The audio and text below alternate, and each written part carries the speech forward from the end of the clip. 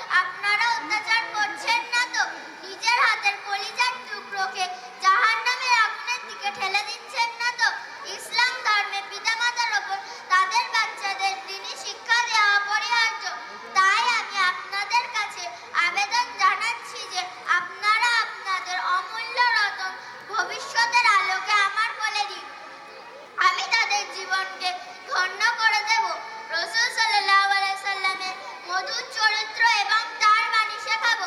কিয়ামতের দিন আপনাকে নূরের মুকুট, আখিরাতের রাস্তা সহজ করে দেব, জান্নাতের পথের প্রতীক করে দেব। প্রিয় শ্রোতাগণ, আমি সেই চিরদুঃখী মক্তব, আমার দুঃখ অন্তরকে আপনারা একটু ঠান্ডা করে দিন। আপনারা আপনাদের কলিজার টুকরোকে আমার কোলে দিন মা, তাদেরকে আমি সত্যের দেশারি দেব। কিয়ামতের দিন আপনাকে নূরের মুকুট এবং জান্নাতের রাস্তা দেখাবো। আমিন। আসসালামু আলাইকুম ওয়া রাহমাতুল্লাহি ওয়া বারাকাতুহু। ওয়ালাইকুম